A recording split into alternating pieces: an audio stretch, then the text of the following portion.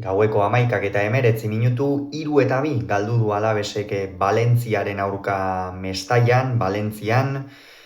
lehen mailako 27. jardunaldiko norgehiagoka, Kike Sánchez Flores entrenatzailearen debuta izan da gaurkoa, gogora ezagun aurreko astean zehar eman zuela Alavesek Eduardo Txatxo Coudetek ez zuela taldean jarraituko, eta horren ondorioz Alavesek halabeharrez fitxatu behar izan du Kike Sánchez Flores, eta gaur izan du aipatu moduan Madrileko entrenatzaileak bere lehen norgehiagoka. Gogora ezagun, batetik, Valentziak 1-0 irabazi ziola Mestaian joan den astean Osasunari, eta Alavesek berriz 2-0 galdu zuen Levanteren aurka, beraz, bi taldeek oso besterako emaitzak lortu zituzten lehengo astean, eta horiek horrela, bai Carlos Corberanek eta bai Kike Sánchez Floresek honako 11 hauen aldeko apustua egin dute. Valentziak 4-2-1 sistema ezarri du zelaian, Dimitrievski izan da tepean, atzealdean lauko lerroan Korreiak jokatu du eskuinetik, ezkerretik Gaia izan da kapitaina, Komert eta Núñezek jokatu dute atzealdearen erdialdean, Guido Rodríguez eta Javi Guerra eta Ugrinich barkatu izan dira Euskarri bikoitzean, Javi Guerra erdipuntan, eskuinetik Ramazani, ezkerretik Luis Rioja eta goian Umar Sadik. Alavese berriz, 4-4-2 sistema ezarri du zelaian, Kike Sánchez Floresek, Sibera izan da tepean, atzealdean lauko lerroan Tenagliak jokatu du eskuinetik, Jonik ezkerretik,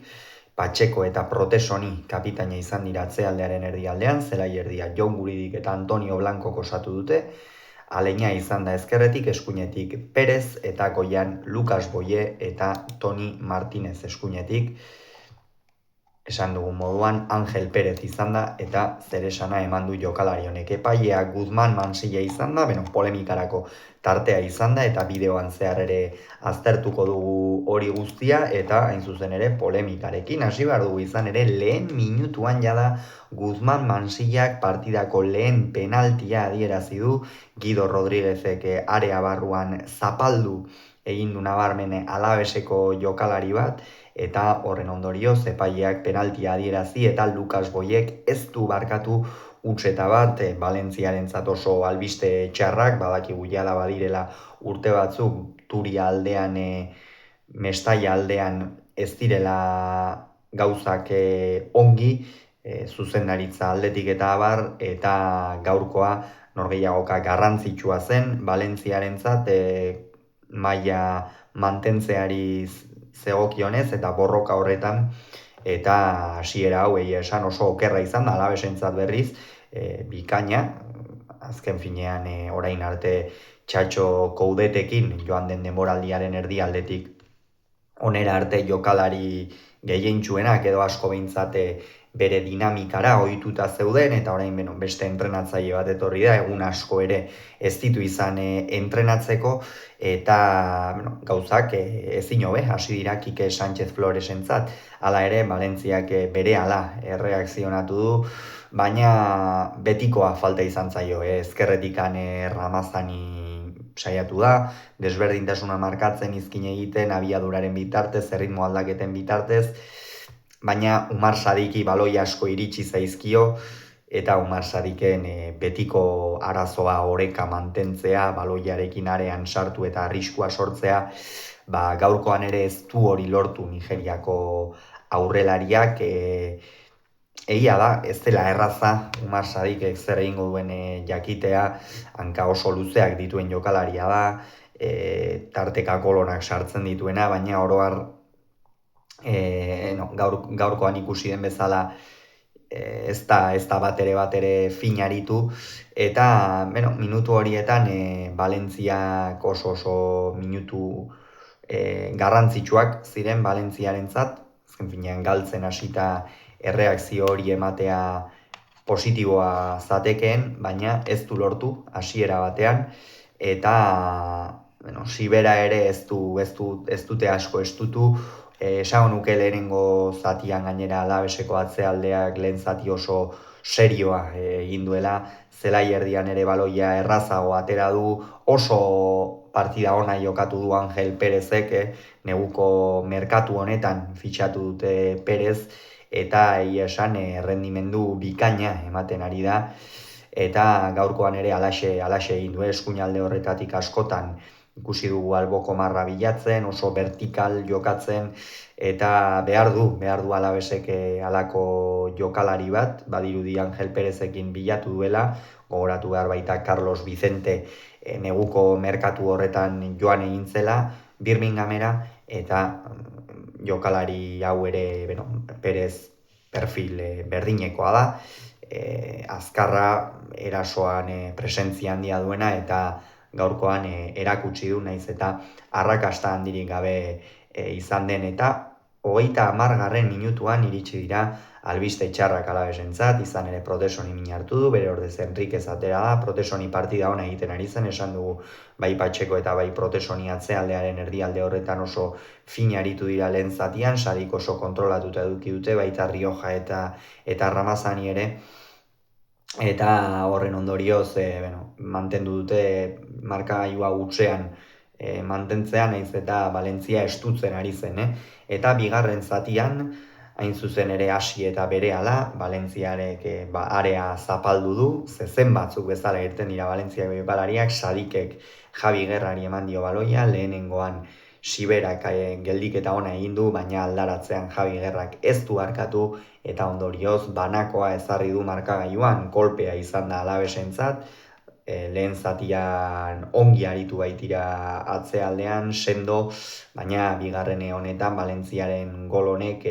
auspoa emango ziola pentsatzen zen, baina ez nuke esango, asko eman dionik, Alavesek jarraitu du, jokalari asko izan ditu horre area inguruan, erritmo bizia ezarri du zelaian, eta lasaitasunez hartu du, berdinketa hori funtsezkoa talde batentzat, ez du jokatzeko modu aldatu, ez dira urduri jarri, Arabako taldeko jokalariak, eta lehen aldaketak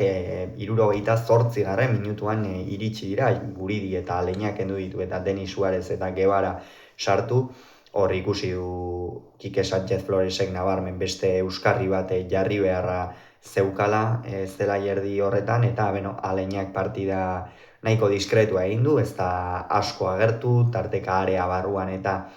saiatu da baloi batzuk barrura sartzen, baina oro har ez du partida ona egin, eta Guridi presentzia handia izan du, badakigu Guridi zelai guztian zehar ibiltzen den jokalari horietako bat dela, gaurkoan ere alaxe egin du, Alavesen iparrorratzetako bat izan da, baina 78. minutu horretan Guevara eta Denis Suarez atera ditu, Denis Suarezek apenas izan du presentziarik, ez da agertu ere egin, eta Guevara saiatu da zelai erdi horretan, ni uste lortu dela gainera oro har oreka mantentzea, oreka ematea,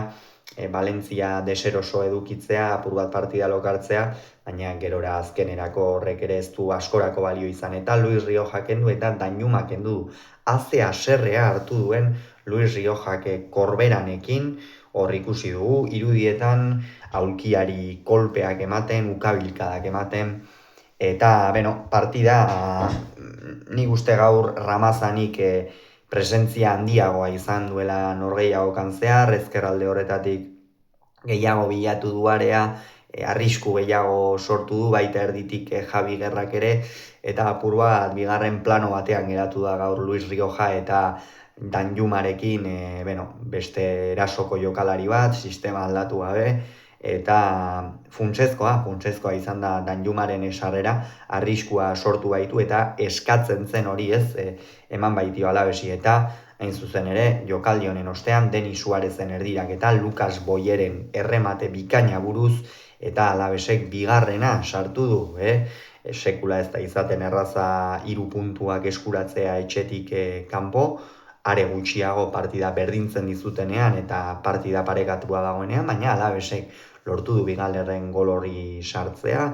aurretik ipini da Kike Sánchez Floresen taldea, eta berehala beste aldaketa bat egin du Korberanek, hor jada zaleak ere urduri jarri dira, txistuak nagusi, Korberan kanpora oihuak ugaritu dira, protagonista izan dira, eta Ugrin itxkendu eta Hugo Duro atera du, erabat erasora jo beharra zuen Valentziak, 4-4-2ko sistema ezarri du, Hugo Duro eta Sadikekin goian, Ugrin itxek partida ona egin du, oro harre erdipunta horretan fin aritu da, eta, Hugo Durorekin apur bat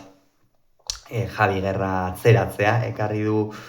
sarrera horrek, eta, ongi irten zaio Valentziari, pixkanaka ari zen nabarmen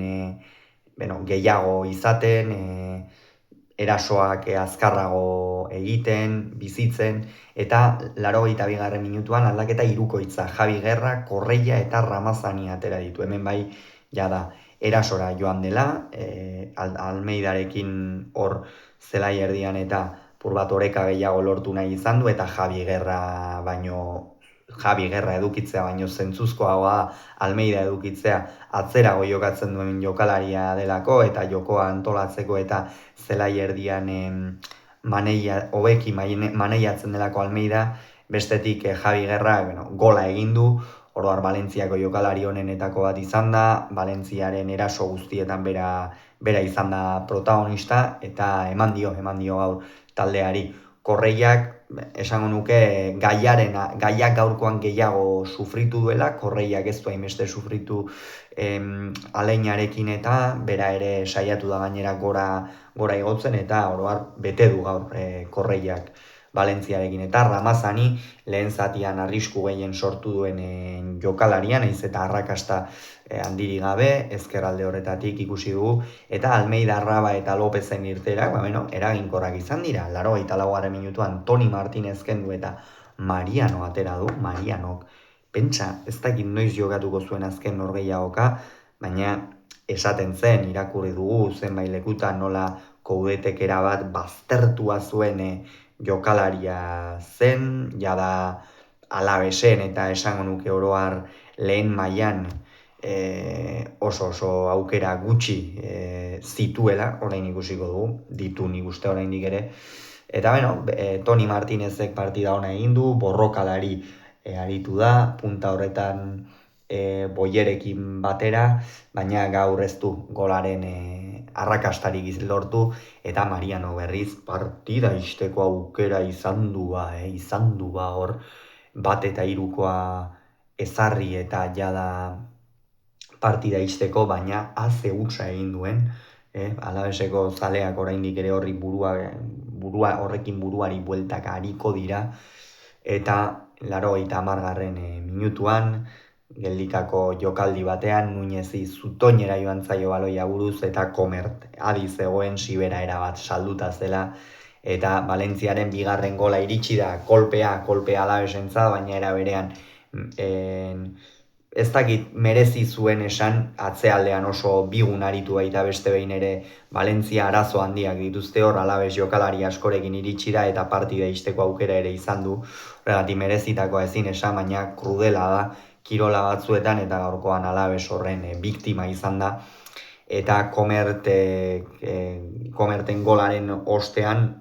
zer iritsi da, Jon Patxeko gehindako penalti inozoa. Penaltia da, hori, epailearen interpretazioa egokia iruditu zaite neuri behintzat, Patxeko Hugo Duro heltzen ari da, ez du askatzen, Hugo Durok errematatu dezake, baina ez dudana ulertzen da, atzealdean jende gehiago egonda, ze behar ote duen Patxekok ez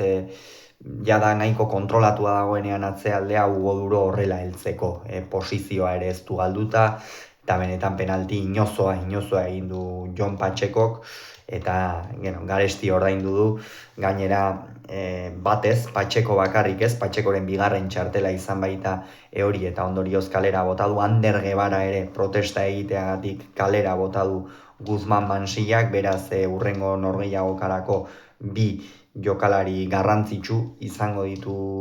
baja Alavesek, eta 89. minutuan Hugo Durok 3-2 ezarri du, Sibera oso azkar bota da beste aldera, eta kolpe gogorra Alavesentzat, partida osoan zehar aurretik joan da, zenbaitunetan ere partida kontrolpean izan du, Valentzia urduritu du, baina Mestaian jokatzea sekula ez da erraza, eta gainera azken minutuan penaltia pitatzen badizute, eta gainera bi jokalari gutxiagorekin geratu are zailago, horrelaxe amaitu da norgehiagoka, 3-2, eta honen bestez nola geratuko dira bi talde hauek. Beno, batetik Valentzia 12. postuan 32 punturekin, eta Alaves berriz 16. postuan 27rekin daune honetan argi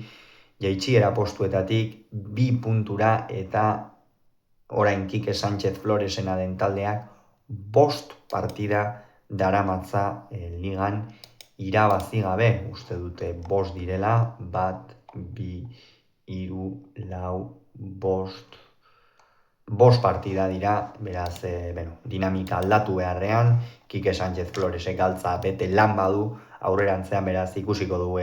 nola joaten den. Gogoratu, Valentziak 3, Alavesek 2 Mestaian.